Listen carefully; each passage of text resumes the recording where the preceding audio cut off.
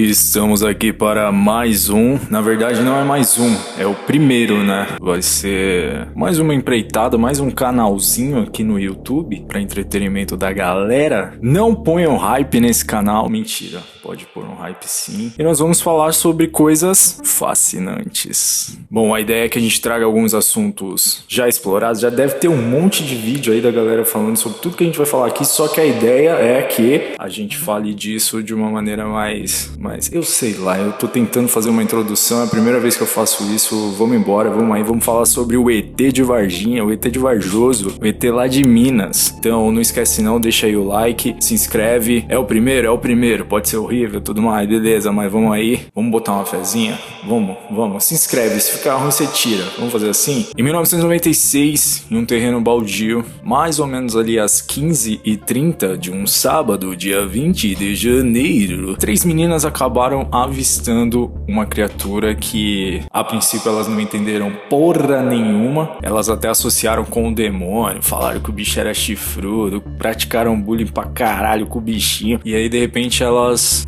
se viram bastante assustadas e diziam que a figura tinha 3 olhos vermelhos, 3 protuberâncias na cabeça, e elas chinelaram, saíram fora da maneira que deu, e é isso aí mesmo, meu parceiro. Mal sabiam elas que esse avistamento era só parte de uma coisa que estava acontecendo que era muito maior do que aquele fato, aquele contato de terceiro grau. Se você não sabe o que é contato de terceiro grau, vamos lá. Vamos por partes, né? Vamos falar o que são os contatos imediatos no caso, tá? Primeiro contato de 0 grau, ou é conhecido também como CI0. É quando rola aquela observação à distância, quando você avista um OVNI. Quando você avista, isso nem sei se isso é verdade, se isso aconteceu de fato ou não, eu tô aqui, suponhamos que isso seja verdade.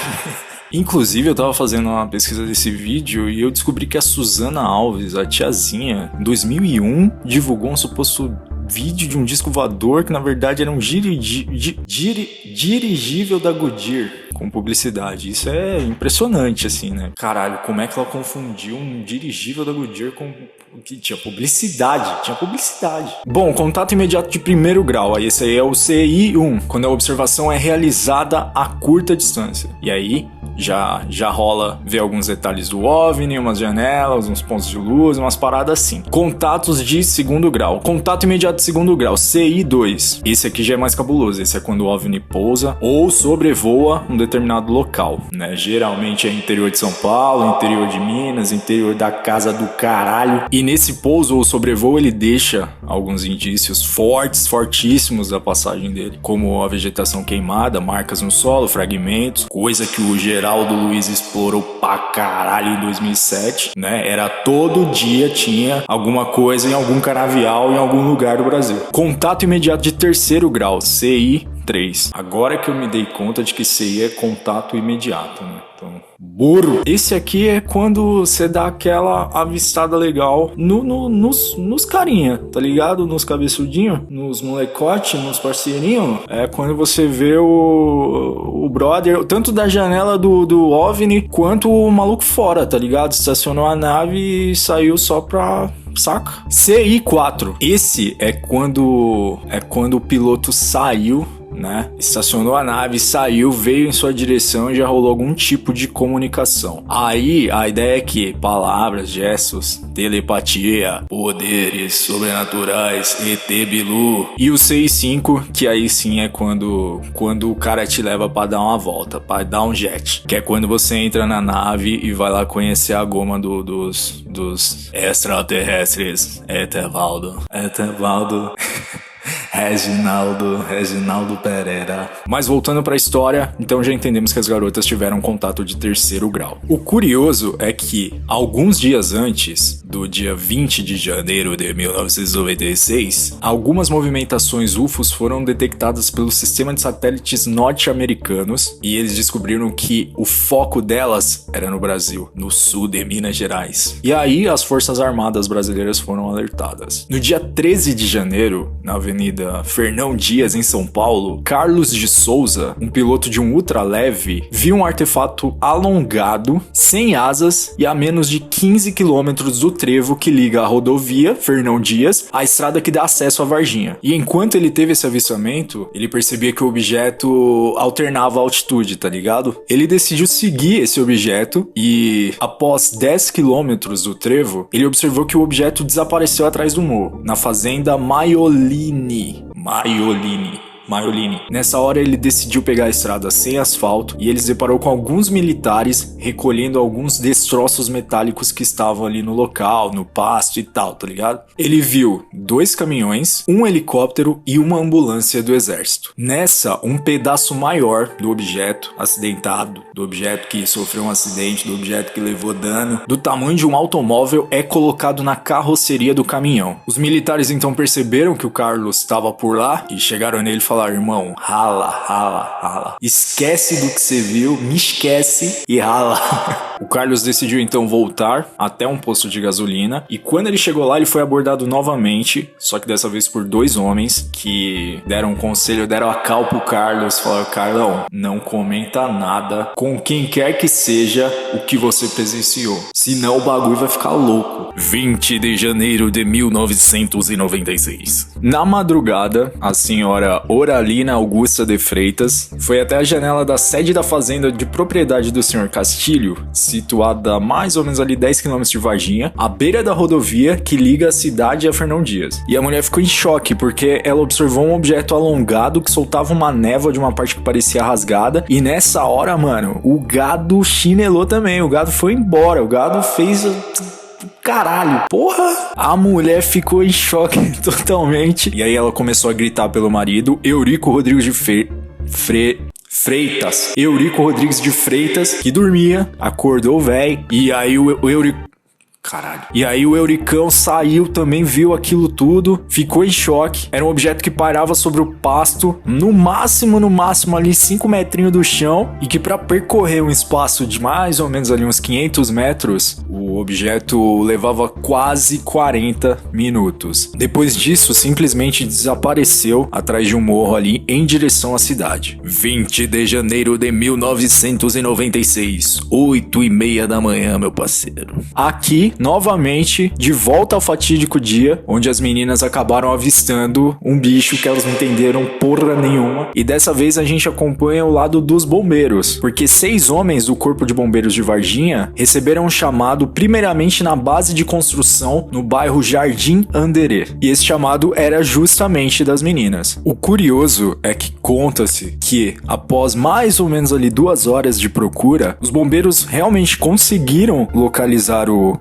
bicho, o ser, o ET, e conseguiram apanhar ele com uma rede para capturar animais. Um caminhão de transporte da escola de Sargento das Armas também estava por lá. E nesse momento o ET foi colocado numa caixa, em uma caçamba, foi coberto por um pano ou lona e ele emitiu uma espécie de zumbido, tá ligado? Nessa aí o caminhão também meteu marcha e foi pra Três Corações. E aí entrou na escola Sargento das Armas. 20 de janeiro de 1996, por volta das 13 horas da tarde, hora do almoço. Nesse horário, um senhor fazia uma caminhada ali pelo Jardim Anderê e pelos pastos que eram próximos ao local de avistamento do bicho. Nessa, suspeitamente, ele viu 6 homens com trajes militares em formação e os caras estavam com arsenal de fuzil, de outras armas, exatamente onde rolou a captura do nosso querido ET Valdo de Varginha. E aí aconteceu uma coisa muito curiosa, porque esse senhor ele tentou se esconder pra ver melhor, e nessa ele ouviu 3 tiros de fuzil. Ele ficou assustado, obviamente, mas mesmo assim ele conseguiu ver 2 homens subindo pelos terrenos anteriores ao pasto e carregando 2 sacos. Num deles, algo se mexia. Ainda 20 de janeiro de 1996, agora às 15h30 novamente. Liliane Fátima Silva, 16 anos na época. época. Sua irmã, Valquíria Aparecida Silva, 14 anos, e Kátia Andrade Xavier, 22, buscavam um caminho mais curto para entrar no bairro Santana, que é um bairro vizinho ao Jardim Anderê. E foi justamente quando elas passaram do lado de uma oficina mecânica na rua Benevenuto Braz Vieira, que ficava 2 quadras acima do pasto e eucaliptal. Caralho, que palavrinha. Que elas tiveram a surpresa de ver uma criatura que a princípio estava agachada e ela parecia ter uma pele brilhante, como se tivesse, tipo, passado óleo, tá ligado? Bodybuilder campeonato, Mr. Olímpia, mesma pegada, talvez mesma cor, não sei se o mesmo shape. O ser teria olhos avermelhados, não sei se um Sharingan, que saltavam para fora das órbitas, não tinha pupilas e íris e que agachado voltava lentamente o olhar para as garotas. Talvez ele era tímido. Nessa hora elas ficaram muito assustadas e elas não lembram se tinha boca, se tinha nariz, não sabem. Veias arroxadas. Arroxadas é foda. Veias arroxeadas, saltadas da pele, longos e finos braços e pés enormes. Na caixa craniana, avantajada. Olha o bullying.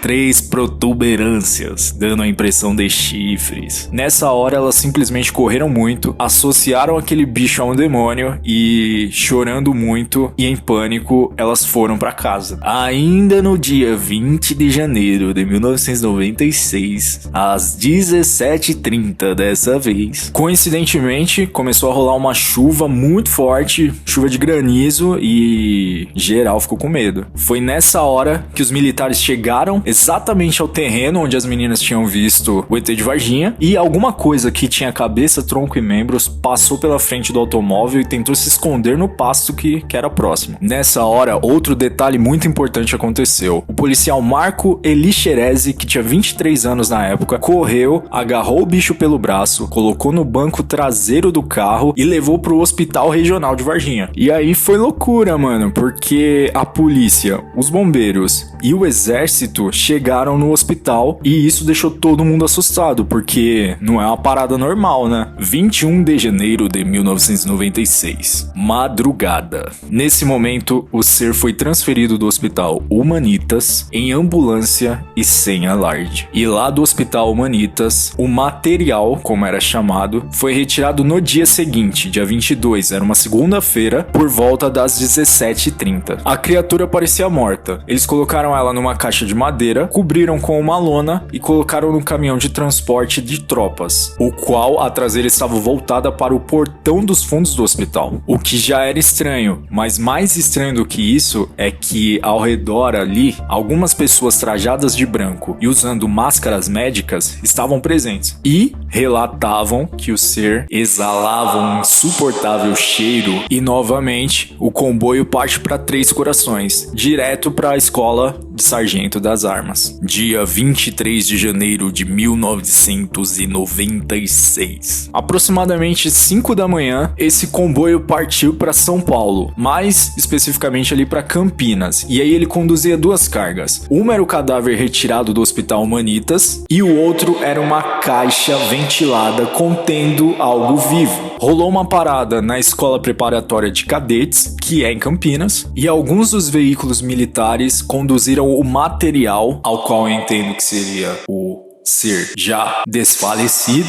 para as instalações da Unicamp. Lá fizeram diversos exames e diversos testes na criatura. Da equipe fazia parte o conhecido médico legista professor Fortunato Badan Palhares. Os exames foram feitos em laboratórios com instalações bastante modernas para a época e não se sabe mais o destino desses seres após Campinas. 7 de fevereiro de 1996. Um tempo depois, Marco Xerezé, sei lá, que foi justamente aquele policial que pegou a criatura no meio da rua ali e jogou no fundo do carro, submeteu-se a uma cirurgia para retirar uma pústula da axila direita. Eu faço lá ideia do que é uma pústula. O que é uma pústula? Pústula da axila? E aí que entra aquele fato curioso, né? Ele foi um dos únicos, ou ele é conhecido como um dos únicos que teve um contato ainda mais direto, ou seja, pele a pele ali com o ET.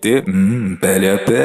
E ele relatava fortes dores e início de paralisação. Ele foi internado e ele morreu 8 dias depois. A causa foi dada como tromboembolia séptica pulmonar, conforme conclusão da necrópsia. No sangue do Marco foi detectado a presença de 8% de uma cultura desconhecida, ou seja, a gente não sabe exatamente o que é. Alguns meses depois, no dia 21 de abril de 96, Terezinha Galo Klepf viu no restaurante dentro do zoológico de Varginha uma estranha criatura que lembrava muito o que as meninas tinham relatado meses antes. Porém, nesse avistamento, ela viu que a criatura estava com uma espécie de capacete, tá ligado? E nessa mesma época, estranhamente, morreram 2 veados, uma anta, uma jaguatirica e uma arara azul lá do zoológico. Mesmo após análises, não foi descoberta a causa da morte desses animais. E a conclusão do caso foi que a versão oficiada dada pelos militares meses depois, mais especificamente ali,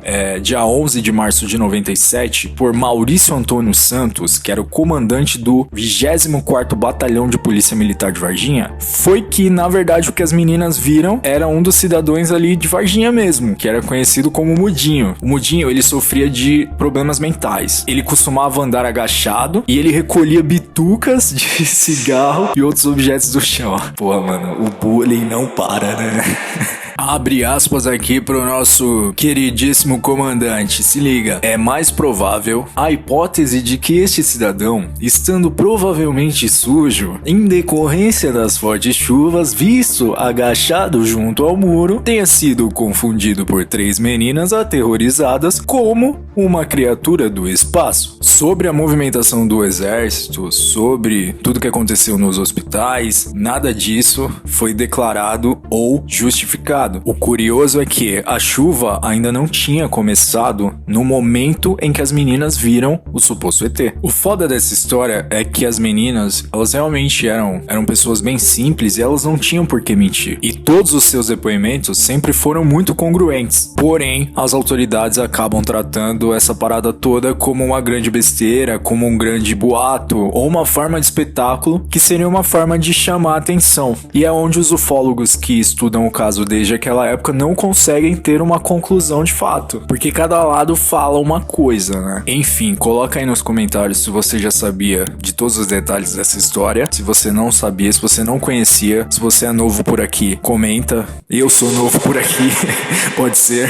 Deixa o like porque vai ajudar, se inscreve e quando esse vídeo bater 10 likes, vai sair o próximo, hein? Aguardo vocês. Um beijo na boca de cada um.